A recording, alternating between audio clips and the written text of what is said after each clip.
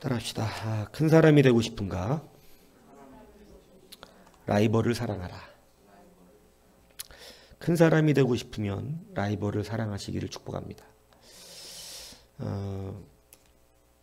지난 2018년 평창 동계올림픽 때 여자 스피드스케이팅 500m 경기에서 일본의 고다이라 선수 굉장히 그 금메달을 땄어요. 그 고다이라 선수가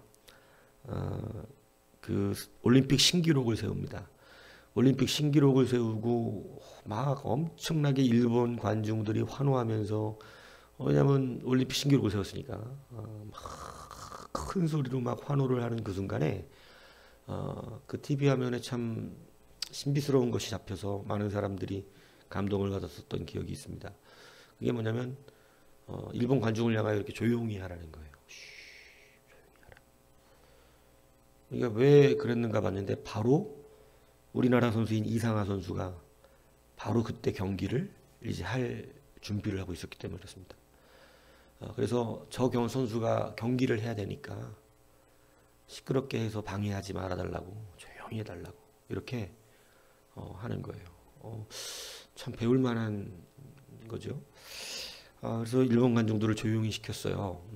그래서 작년에 4월 달에 그 평창 위원회, 기념위원회인가 거기에서 이 우정상을 수여했습니다. 이상하 선수하고 이 고다이라 선수한테. 그때 이제 경기 결과가 0.39초 차이로 이상하 선수가 은메달을 따고 그 고다이라 선수가 금메달을 땄는데, 사실은 올림픽 2연패가 이상하 선수였습니다. 그전에는 고다이라가 항상 2등이에요. 이상하 선수가 항상 1등을 했어요. 근데 0.39초 차이로 졌어요. 그러니까 이제 그래도 은메달을 땄으니까 잘했다고 막 한국 관중들이 막 이렇게 박수를 쳐주니까 태극기 하고 돌아야 되잖아요, 그죠? 태극기를 들고 도는데 너무 원통했나 봐요. 막 울어요. 그 TV 화면에 막 울었다고 막 그냥 너무 막 울면서 태극기 하고 돌아. 그러니까 그게 금메달을 따서 기쁜 게 아니라 은메달을 따서 자기가 이 올림픽 2관왕이에요. 2관왕. 올림픽 2관왕이라고. 지금까지 고다이라를 계속 이겼다고. 근데 자기가 졌잖아요. 그러니까 내가 볼 때는 좀 원통했던 거야. 원통해서 막 도는데, 그 우는 이상하 선수에게 고다이라 선수가 가서 안아줍니다. 안아주면서 그냥 잘했다고, 잘했어, 이렇게 이제 위로하고 격려해주는 그 화면이 잡혔던 것이 있습니다. 이 두 사람이 그때 굉장히 이슈가 됐어요. 진정한 올림픽 정신이 드러났다, 이렇게. 그래서 이 두 선수가 근데 국제대회에서 어릴 때부터 만났습니다. 그러면서 서로 친구가 된 거죠. 그래서 경기가 없을 때는 일본도 놀러 가고 한국도 놀러 오는 이런 선수인데, 이 사람들의 얘기를 듣니까 참 감동스러워요. 고다이라 선수가 사실 실력이 좀 떨어졌었는데, 이 고다이라 선수가 너무 경기가 안 풀려서 막 어떤 앉아서 자리에서 막 울고 있을 때 이상하 선수가 가서 그 자리에 앉아서 자기하고 같이 울어줬다 그러더라고요. 자기가 너무 경기가 안 돼서 힘들어하고 마음이 속상해서 얼마나 속상하겠어요. 전치껏 준비해서 대회를 하는데 컨디션 난조로 성적이 안 나올 때, 그러니까 그것 때문에 너무 괴로우니까 앉아서 혼자 그 벤치에 앉아서 막 너무 자기 스스로가 힘든 막 그렇게 준비해서 가는데, 하필이면 또 대회 때 컨디션이 안 좋아. 얼마나 괴롭겠어요. 막 우니까. 여러분, 선수의 마음 선수가 아는 거 아니겠어요? 그러니까 와서 같이 애달아 같이 울었다는 거죠. 여러분 생각해 봅시오. 그게 눈물이 나겠습니까? 속으로 잘됐다 이럴 것 같습니까? 여러분 같으면 어떨 것 같아요? 나의 라이벌이 오늘 컨디션이 안 좋아. 항상 긴장해. 0. 몇 초 차이로 항상 둘은 1, 2등이 나눠졌어. 그러니까 사실은 컨디션의 문제라는 거죠. 예, 그건 컨디션의 문제. 컨디션이 좋은 사람이 그날 더 좋은 사람이 이기는 건데, 여러분 컨디션이 안 좋아, 나의 라이벌이. 그러면 속으로 그러지 않을까요? 잘 됐다, 다행이다, 이렇게. 근데 이상한 선수는 진짜 같이 가서 울었다는 겁니다. 여러분, 수준 높은 선수가 되는 것, 수준 높은 선수가 되는 것, 여러분, 이게 시기 질투에서는 절대 나올 수가 없습니다. 예전에도 한번 얘기했던 기억이 있는데요. 여러분, 이 골프 선수 중에 최나연 선수 아시죠? 굉장히 유명하죠. 이제 지금은 굉장히 유명해졌죠, 최나연. 근데 이 신인 때 좀 막 국제대회에서 우승을 한 번도 못했던 그 최나연 선수. 근데도 굉장히 실력이 좋아서 굉장히 많이 좋은 성적을 냈는데 국제대회 우승이 없어요. 근데 그때 당시 세계 탑을 달리던 사람이 대만 출신의 청량이라는 선수입니다. 근데 그 뒤를 최나연 선수가 바짝바짝 뒤쫓아서 위협을 받고 있었어요, 청량이 선수가. 그런데 이 무슨 실력은 비슷한데 어떤 차이가 있냐면, 최나연은 막 그러니까 긴장을 하면 실수를 하는 거예요. 긴장을 하면. 내가 이번 주에 그 찬양 마이크 바꿔주면서 음성이 어떻게 나왔나 집에 와서 듣는데, 평상시 때 우리 지수가 음정 잘 안 틀리거든요. 근데 마이크를 바꿔줬다 그러니까 이게 또 애가 긴장을 했어요. 그래서 그 음정이 막 흔들려. 목소리는 너무 이쁘게 나오는데, 이게 긴장하면 자기 실력이 안 나와요. 그러니까 이 최나연 선수의 문제점은 실력의 문제가 있는 게 아니라 담대함이 없는 거예요. 막 이 바로 앞에 있는데 막 그 긴장감이 오면 늘 수 있는 것도 괜히 뭐 안 들어가면 어떡하지? 막 이런 두려움에 잡히면 안 들어가거든요. 그러니까 그것 때문에 지금까지 청량희 선수가 계속 이겼던 겁니다. 왜냐면 긴장 안 하고 막 시작할 때는 엄청나게 잘 치는 거예요. 근데 이제 막 자기가 1등 할 수 있겠다 이런 분위기가 되면 갑자기 긴장을 하기 시작하면서 성적이 축 떨어지는 거예요. 그래서 청량희 선수가 늘 우승을 해요. 근데 여러분, 이 청량희 선수가 참 대단합니다. 심리학의 담대함을 훈련받는 최고의 자기가 훈련받는 그 심리학과 의사를 직접 소개시켜줘요. 어떻게 하면 긴장을 덜을 수 있는가. 그래서 그 교육을 받게 해줍니다. 이게 말이 됩니까? 지금까지 그것 때문에 이겼는데, 최나연 선수가 실력은 좋다 그랬거든요, 다. 근데 새가슴 때문에 진 건데, 그 새가슴을 극복하라고 의사를 소개시켜줘서 그 해 경기에 의사에게 교육받고 훈련받은 해기에 청량이가 집니다. 그리고 최나연이 생애 최초로 우승을 해요. 그때 가장 축하해준 사람이 청량입니다. 참 멋지지 않습니까? 근데 이 선수들의 인터뷰에 다 공통적인 인터뷰가 그거예요. 그가 없었으면 지금의 나도 없다. 정말 멋져요. 여러분, 신앙생활로 돌아와 볼까요? 교회 안에 함께 주의 일을 열심히 하는 성도들이 있다는 것은 함께 합력해야 되는 귀한 은혜의 산물입니다. 그런데 참 이상하게 그것이 늘 그렇게 여겨지지는 않는다는 거예요. 누군가가 정말 열심을 내고 성실하게 일해서 최선을 다하면 시기가 나는 경우가 있어요. 시기가.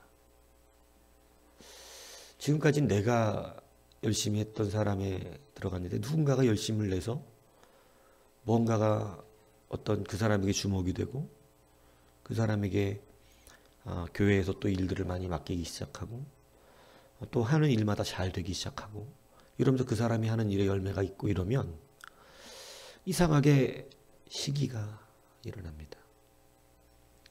그래서 이러한 시기가 일어나니까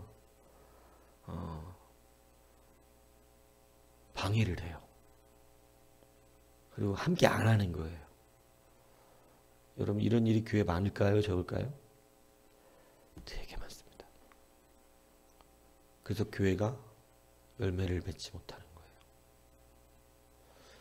그래서 그 사람도 작은 사람이 되고 결국은 큰 일을 둘 다 할 수 있는 사람이 되지 못합니다. 실력이 좋았던 많은 선수들이 무너졌던 이유들은 라이벌을 사랑하지를 못하고 라이벌을 어떻게 이용해야 되는지를 모르고 라이벌이 잘못되기를 바라고 라이벌이 컨디션이 안 좋으면 그걸 기뻐하고 이런 사람들은요, 그 사람도 성장을 못하더라고요. 네. 근데 자기의 라이벌을 키워주고 자기의 라이벌이 잘되게 만들고 이러고 다시 내가 그를 쫓아가고 그리고 다시 이기고 또 그 라이벌을 세워주고. 여러분 저는 우리 이상하 선수도 훌륭한 선수고 최나연 선수도 훌륭한 선수들인데 참 그 일본 선수, 이 대만 출신의 중국계 선수 뭐 이런 이 선수들이 참 훌륭하다고 생각합니다. 라이벌을 경쟁자로 생각한 것이 아니라 나를 세워주는 사람으로 생각한 거죠. 이것이 매우 우리에게는 중요합니다. 여러분이 정말로 큰 사람이 되고 싶습니까? 라이벌이 없으면 큰 사람 되기가 어려워요. 라이벌을 만들어야 돼요. 근데 이상하게 우리는 라이벌이 생겨서 그 사람이 조금 이 빛을 보면 자기는 하던 것마저 안 해버립니다. 그래서 결국은 주저앉아 버리죠. 오늘 라이벌은 시기와 질투의 대상이 아니라 나를 세워주는 대상임을 다시 한번 생각하시기 바랍니다. 라이벌이 없는 사람은요, 불쌍한 사람이에요. 오늘 본문에 안디옥 교회 담임 목사님 갔던 바나바가 1년 동안 사역을 하는데 바나바 24절에 보세요. 바나바는 착한 사람이요 성령과 믿음이 충만한 사람입니다. 참 좋은 사람입니다. 그죠? 예. 근데 이 바나바가 큰 무리들이 부흥되게 되는 귀한 은혜가 있었어요. 그죠? 안디옥에서 많은 사람들이 예수님 믿게 되는 그러한 역사가 일어났어요. 그런데 25절을 보세요. 바나바가 사울을 찾으러 다소에 갑니다. 잘 나가고 있는 바나바가 여러분 사도 바울을 다소에 가서 직구하고 있는, 내비뒀으면 지금까지 직구했을 그 바나바를 데려온 사람이 사도 바울을 데려온 사람이 바나바였다는 사실을 기억하셔야 돼요. 우리는 바나바를 신약 성경에서 잘 기억하지 않아요. 그냥 얘기할 때 보면 밭을 팔아서 많은 사람들에게 위로자가 되었다, 이 정도 수준 기억하고 말고 우리는 온통 사도 바울로 도배가 되죠. 그런데 여러분 사도 바울을 키운 사람이 누구냐? 바나바예요. 바나바가 사도 바울을 데리러 가지 않았으면 사도 바울은 성경에 기록이 안 됐을 수도 있어요. 성경을 못 썼을 수도 있다고. 우리의 관점에서. 그런데 여러분 참 놀라운 거예요. 바나바도 큰 사람이, 그러니까 하나님이 왜 바나바를 세웠는가를 보면 제가 볼 때 이 시기질투 있는 사람은 절대 사도 바울을 데려오지 못합니다. 왜냐하면 사도 바울은요 이때 당시 스펙이 장난 아니에요. 여러분 그냥 스펙만 갖고 따지면 베드로랑 비교할 만한 사람이 아니라고. 뭔 얘기인지 이해하십니까? 여러분 교회의 지도자를 세우는 일에도 사실은 많은 사람들의 시기 질투가 있어요. 엊그저께 목사님들하고 농담 삼아 그러는데 막 저보고 이렇게 사역해가지고 논문 제대로 쓰겠냐. 왜냐하면 논문이 뭐 그냥 쓸 수 있는 게 아니거든요. 이렇게 하면은 어렵다고 그러면서 이제 부교육자라도 하나 둬야 논문 집중하지 않냐 뭐 이런 얘기들을 하는데 제가 농담 삼아 설교 잘하는 목사를 하나, 전도사를 하나 뽑아가지고 행정만 시켜야겠다. 그랬더니 막 웃으시더라고요.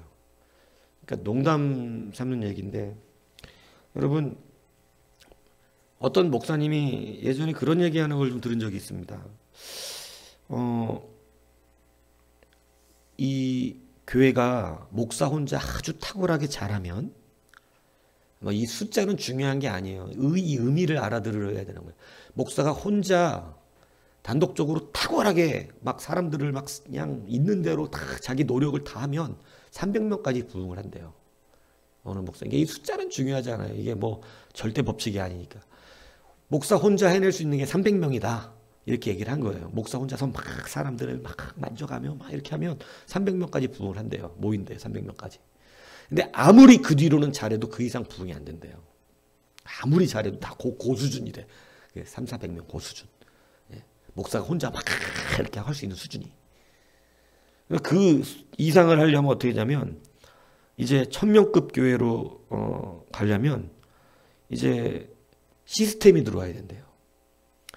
그냥 주먹구구식으로 목사님이 막 이렇게 하고 되는 게 아니라 교회가 체계가 잡혀야 된다는 얘기를 해요. 조직이 구성되고 제대로 된 체계가 잡혀서 이제는 시스템이 돌아가야 2, 300명 교회가 1000명급 교회로 간다는 거예요. 그러면서 그 1000명 교회에서 더 부흥하려면 이제 교회 시스템 갖고 안 된다는 거예요. 그래서 이 1000명급 교회에서 이제 5000명급 교회로 가려면 부교육자를 믿어야 한다는 거예요. 이게 굉장히 중요한 말이에요.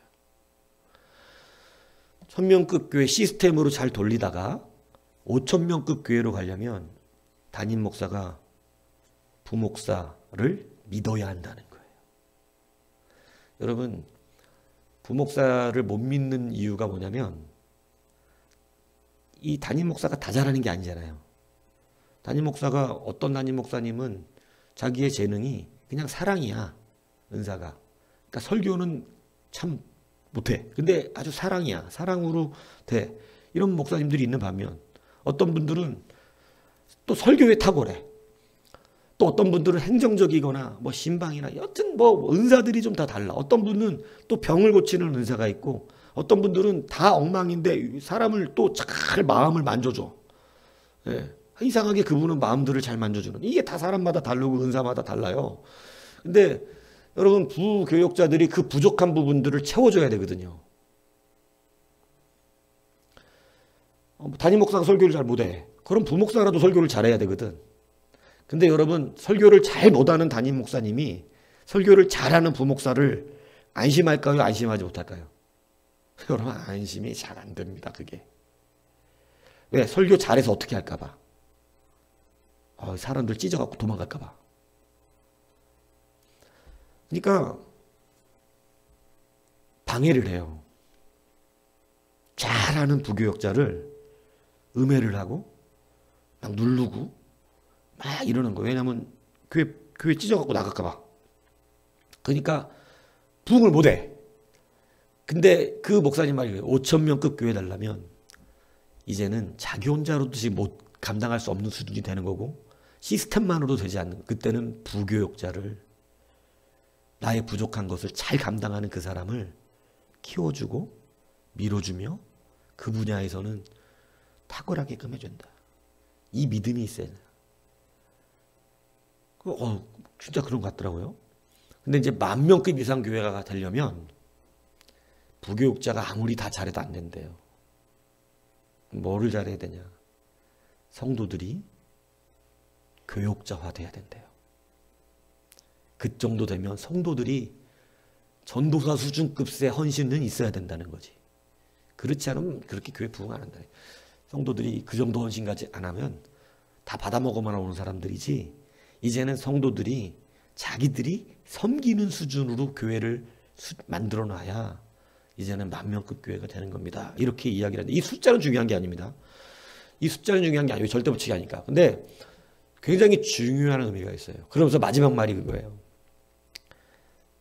그런 정도 교회가 되면 담임 목사는 아무것도 잘하는 게 없는데 훌륭한 목사님이 돼 있습니다. 결국은 자기가 크는 거라는 거예요. 근데 조그마한 목사들은요, 겁이 나요.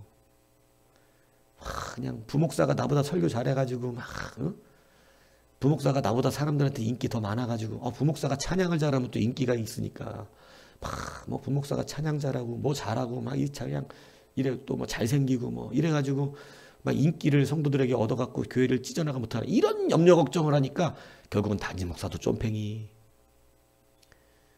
부목사도 와가지고 힘들기만 하고 열매 없고 이렇게 되는 거예요. 여러분, 이것을 라이벌 구도로 이야기하진 않지만 함께 세우는 역할인 겁니다. 바나바가 사도 바울을 데려올 때는요, 저는 한번 고민을 해봤어요. 내가 바나바인데 저렇게 스펙 좋은 인간을, 그죠? 거기다가 참 주님께서 주신 사명도 있고 그런 사람을 데려와야 된다.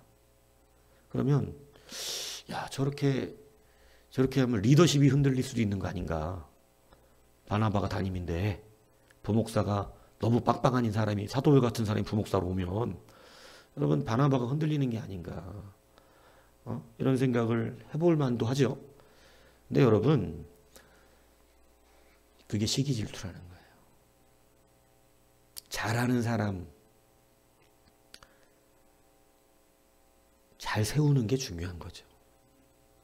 잘하는 사람 본받아서 세워주고 나도 열심히 따라가 보고, 그러다 보니까 내가 또 앞선기도 하고, 그러니까 또 그 사람이 나를 따라오고.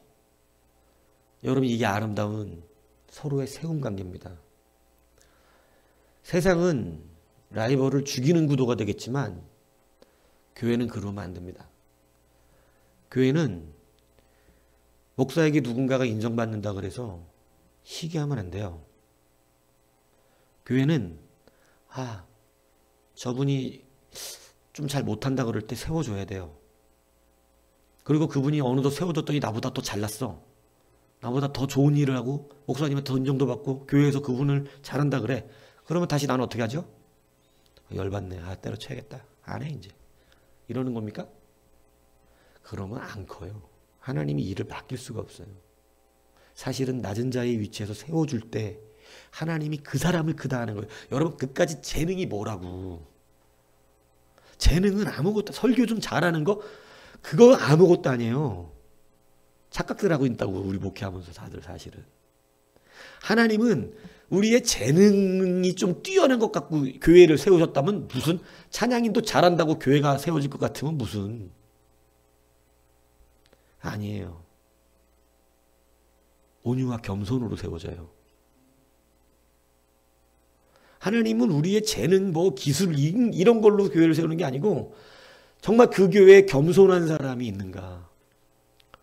정말로 하나님의 일이어서 내 자존심, 시기, 질투 이런 것 때문에 무너져가지고 나 안 도와, 나 안 해. 목사님은 저 사람 좋아하니까 저 사람 말 하든가 이제 다음 나한테 얘기만 해봐라 아주 그냥. 그런 좁쌀만한 이 심령을 가진 사람은 좁쌀만하기 때문에 하나님이 쓰실 수가 없어요. 하나님은 우리를 누굴 쓰냐면, 저 사람 내가 세워줬더니 너무 잘하네. 나도 더 열심히 내서 다시 내가 더 인정받아야겠다. 선한 경쟁력. 그리고 또 앞서가 보고. 그래서 또 한번 앞서가 보고. 서로 뒤치드락하면서 서로 누가 울 때 안아서 같이 울고. 그 사람이 나를 능가했을 때 박수 쳐주고. 나도 더 열심히 내서 열받네. 열받네는 좀 단어 좀 안 맞지만, 그죠? 열도 받을 수 있겠지. 근데 저 사람 전도 10명 했네 이번 달. 진짜 기쁜데 열받네. 내가 다음 달 11명 해야지. 이게 행복하지 않나요? 여러분, 이게 진짜 행복한 경쟁이죠. 여러분, 그 사람이 큰 거예요. 하나님이 보시기에. 근데 남에게 재능이 좀 있고 좀 열심히 이런 거 가지고 되는 게 아니고, 여러분, 우리의 마음이 얼마나 크냐를 하나님은 사실 보고 계신 거라고요. 우리는 돈이 없어서 점수를 못 쓰는 거예요. 여튼 그거예요. 근데 여러분 교회 안에서 여러분 사역할 때 시기 질투를 버리지 않으면 하나님 그 사람 쓸 수가 없습니다. 그래서 어떤 목사님의 그 말이 숫자를 갖고 얘기한 거지만 뭐 100% 맞는 말이라고 할 수 없지만 큰 의미는 있어요. 결국은 많은 사람들을 품을 수 있는 것은 부목사를 믿어야 된다는 말이 굉장히 의미가 있지 않습니까? 그렇지 않아요? 그 사람이 재능이 뛰어나가지고 뭐 남들한테 인기를 얻을 수 있겠죠. 근데 여러분 하나님은 그거 지금 크게 보고 있는 게 아니라 막 뭐 설교 말 좀 잘하는 것 같고 됩니까? 그걸로 안 돼요. 다 성령이 하신다고. 설교 아무리 못하는 사람도 성령이 역사하시면 사람들 다 뒤집어져. 설교 아무리 잘해도 성령이 역사 안 하시면 그냥 좋은 말이야. 사람이 아무리 잘생겼으면 뭐 같겠어요. 나중에 나이 좀 먹으면 다 쭈그리고 흰머리 나는 걸. 아무리 노래를 잘하면 뭐합니까? 다이처럼 제잘거리는 것이 될 수도 있는데. 여러분 정말 중요한 것은 보이지 않는 내 내면입니다. 내가 얼마나 넓은가예요. 시기 질투하는 사람은 넓다고 표현할 수 없죠. 그래서 사실은 이게 참 어려운 일인데 오늘 이 바나바는 여러분 분명히 사도 바울이 위대한 사도가 될 가능성을 본 것이고 바나바는 그럼에도 불구하고 그를 함께 세워가는 자로 불렀습니다. 그리고 정말 위대한 성경에 써져 있어요. 안디옥에서 비로소 그리스도인이라 일컬음을 받게 되었더라. 그 둘이 1년간 모여 큰 무리를 가르쳤어요. 여러분 함께 세워가는 일에 많은 사람들이 주께로 돌아오는 역사가 일어난 거예요. 시기 질투가 있는 교회는요 사람이 모이질 않습니다. 왜냐하면 사람 모을 수가 없어요. 지들끼리 싸우니라고. 지들끼리 시기하니라고 반대하거든요. 눌러버려요. 뒤에 가서 욕해요. 안 도와줘요. 뭐 일하려고 그러면 좀 안 되기를 바래요. 이런 습성을 갖고 있는 교회가 어떻게 주님 사랑을 맡기겠어요? 근데 우리 마음이 커지지 않으면 막 교회 성도가 새로 오는 것도 싫어. 시기 질투하니라고. 막 부자 하나 오면 와 잘됐다 우리 교회도 이제 뭔가 되겠다 이렇게 생각하면 좋은데 그게 아니라 얼라리 저 돈 많네 저거. 아 또 저거 또 세상 말로 돈지랄하는 거 아니야? 이런다니까. 목사님 또 거기다가 또 차 한 대 뽑아서 목사님도 줘봐. 그러면 와 드디어 목사님 스파크 안 탄다 이래야 되잖아요 원래. 근데 뭐 겉으로 나와서 이러고 뒤로 돌면서 아이고 참 저봐 돈지랄 한다 저 봐. 아이고 씨. 지금 차가 중요하냐 지금? 이런 식으로 나와요. 사람 수민이라는 게. 그 시기 질투 있는데 사람이 어떻게 물겠어요? 그죠? 자기보다 못해야 케어해주고 자기보다 잘나고 이쁘고 뭐 가진 거 많고 이러면 시기하고 질투하고. 여러분 이러면 어디 그 판에다가 주님께서 상도를 맡기겠냐고요. 근데 여러분 그것이 함께 기쁨으로 일어나서 그래서 뭐가 중요하냐면 오늘 바나바의 심령은 자기의 인기나 자기의 입장을 생각한 것이 아니었습니다. 하나님의 나라였어요. 그래서 진짜 하나님의 나라를 사랑하느냐 이건 여러분들 심령 안에 지금 달려있는 거라니까요. 정말 많은 사람들이 교회 하나님 나라를 위하여 정말 탁월하게 일하는 것을 기뻐할 수 있습니까? 이것이 진짜가 되어야 합니다. 사실 근데 이것이 쉬운 것은 아닌 것은 베드로도요. 요한복음 21장에 보면 주님께서 베드로에게 그러잖아요. 네가 이제 남들이 네 띠를 띠고 네 원치 않는 곳으로 데려갈 것이다 이렇게 말하니까 그러면 아멘 이러고 죽도 이제는 죽기까지 따르겠습니다 이러면 될 걸 헛소리를 해요. 베드로가 뭐라 하냐면 주님 저기 요한은 어떻게 됩니까? 요한은. 그러니까 예수님도 황당한 거예요. 뭐라 그러니 예수님이 야 내가 올 때까지 그를 머물게 할지라도 네가 무슨 상관이야. 너는 그냥 나를 따라. 이렇게 말씀하세요. 왜냐면은 내가 볼 때 베드로의 라이벌은 요한이었던 거야. 왜냐면은 요한은 참 얄밉긴 해요. 왜냐면 자기가 기록한 성경에다가 이렇게 썼어. 예수님이 가장 사랑하시는 제자가 자기가 예수님이 사랑한대 자기를. 그러니까 남들이 볼 때 아우 저건 맨날 말을 저따위로 해 저거. 예수님이 우리 다 사랑하시 너만 사랑하냐? 이런 식인 거지. 예? 그리고 또 이 요한은요 붙임성도 좋았던 것 같아요. 베드로하고는 또 다르게. 베드로는 좀 약간 남자다운 좀 체면치레 이런 게 있었던 반면에 요한은 좀 약간 이 막 예수님 가서 막 품에 안기고 막 이러거든. 예수님 있으면 막 다락방 그림 봤죠. 그 예수님 이렇게 앉아 계신데 거기 품에 이렇게 기대갖고 누워 있는 남자가 요한입니다. 그 요한복음에 나와요. 그 얘기가. 예수님 품에 의지하여 있던 그 자가 요한 자기가 쓴 글에다가 자기라고 얘기를 안 하고 요한이라고 안 하고 그 자기를 마치 제3자적 입장에서 보는 것처럼 기록을 하거든요. 좀 얄밉죠. 교회 그런 사람 있어 보세요. 어머 목사님이 제일 사랑하는 저를 목사님이 제일 신뢰하는 나. 어떤 사람 하나 교회에 있는데 목사님이 제일 믿잖아 나를. 목사님이 제일 사랑하잖아 나를. 목사님은 나한테만 일 시키잖아. 여러분들 그 사람 보면 기분 좋겠어요? 맞아 목사님은 너를 너무 사랑하더라 이럴 것 같아요? 아휴 재수없어. 이러지? 요한이 그 꼴 아니야. 맨날 자기가 예수님이 자기 제일 사랑한대 항상. 여러분 이게 성경에 나와 있으니까 은혜롭지 여러분들의 삶 속에서 이게 진짜 삶에서 은혜로운 거야 이게. 그래서 내가 아는 거하고 믿는 게 다르다고 늘 얘기하는 것이고 내 말씀으로 아멘이 돼야 진짜 아멘이라고 말하는 거 아니에요.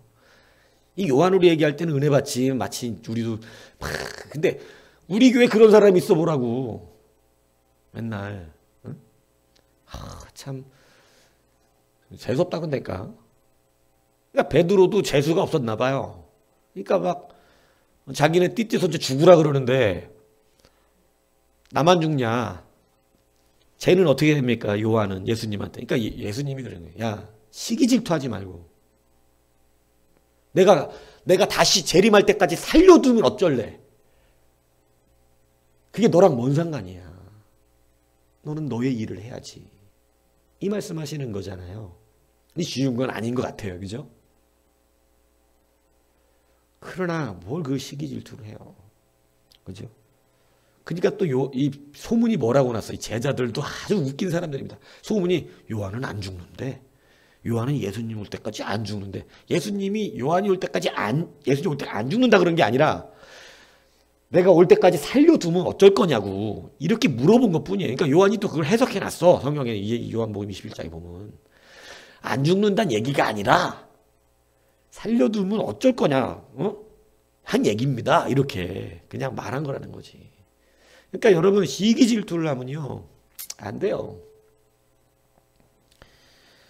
여러분 오늘 우리가 정말 큰 사람이 되는 것은 시기에서는 여러분 계속 그 상황밖에 안 돼요. 나의 라이벌은요 나를 위한 사람입니다. 나를 위한 분이에요.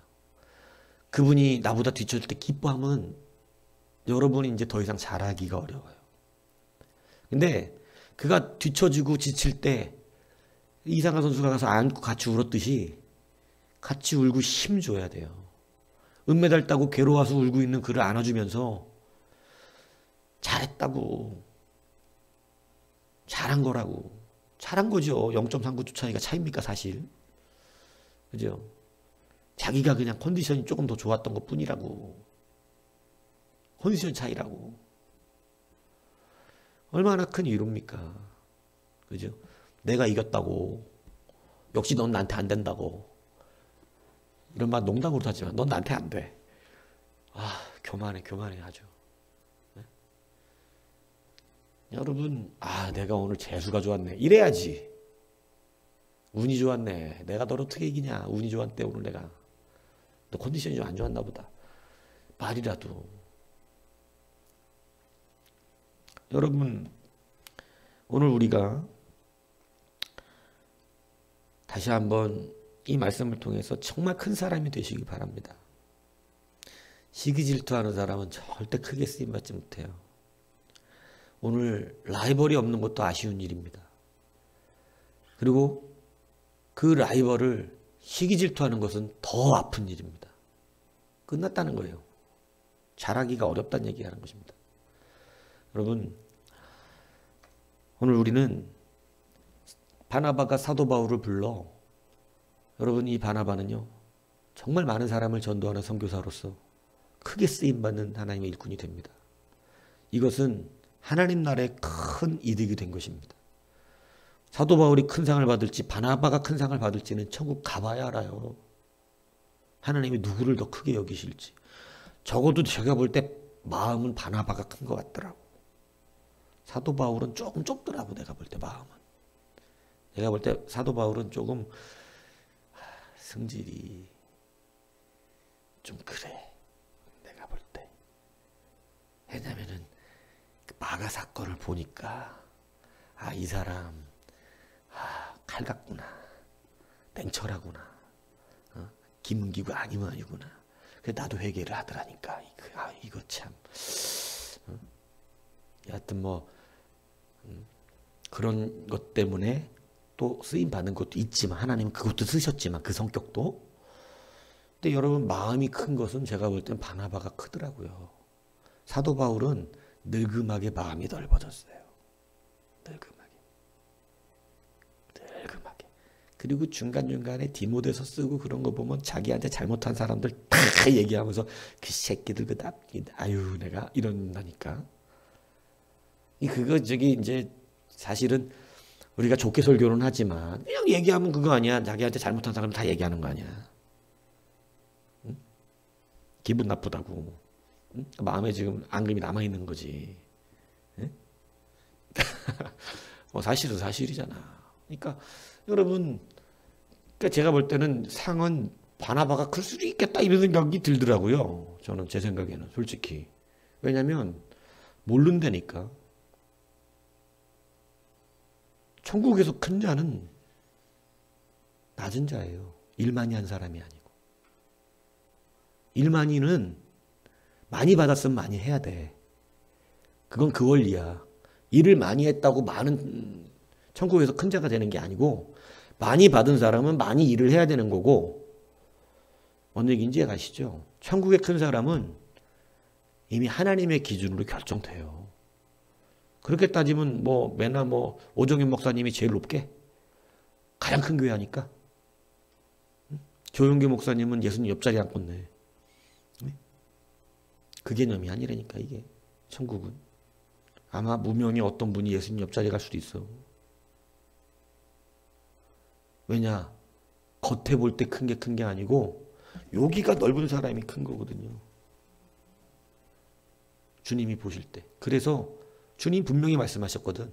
제자들이 예수님 양쪽 옆에 앉혀주니까 그거는 니들이 결정하는 거 아니고 내가 결정하는 것도 아니야. 하나님이 결정하셔. 그러시면서 천국에서 큰 자가 누군지 아냐? 어린아이 하나를 불러옵니다. 그리고 그 아이를 가르쳐주면서 이런 아이가 천국에서 큰 자가 돼. 니들이 아닐 수도 있다. 이 얘기하는 거예요. 여러분 정말 큰 자가 되기 원합니까? 그러면 마음이 넓은 자인데 마음이 넓은 건 여러분 자기를 낮추는 거예요. 시기 질투하지 않는 거예요. 합력할 수 있는 거예요. 정말 하나님 나라를 기뻐하기 때문에 자기를 들쳐세우지 않는 거예요. 나보다 더 잘하는 사람이 있으면 기꺼이 맡기는 거예요. 당신이 더 잘하니까 이거 잘해서 정말 하나님 나라 일, 내가 보니까 당신이 섬기는데 은사가 있네. 당신이 전도의 권세가 있네. 당신이 찬양의 은사도 있네. 당신이 정말로 내가 볼 때는 목사님 앞에는 당신이 더 중요하니까 당신이 장로하세요. 저는 그냥 안수 집사로 그냥 살아야 할 거예요. 티오 한 명인데 내가 볼 때 당신이 하셔야 될 것 같습니다. 여러분 장로로 밖에서 그 사람이 됐을지라도 천국에서는 큰 사람은 다를 수가 있다 이거지. 겉으로 다 똑같은 건 아니거든. 여러분 그래서 우리는 사람과 싸우는 게 아니라 충성과 싸웁니다. 충성하기 위해 싸우는 거예요. 근데 여러분 잘못되면 사랑과 경쟁하는 자가 되고 맙니다. 이걸 기억하십시오. 그래서 고린도전서 9장 24절에 운동자를 다름질하는 자들이 다 달릴지라도 오직 상을 받는 사람은 한 사람인 줄을 너희가 알지 못하냐. 너희도 상을 받도록. 상을 받도록.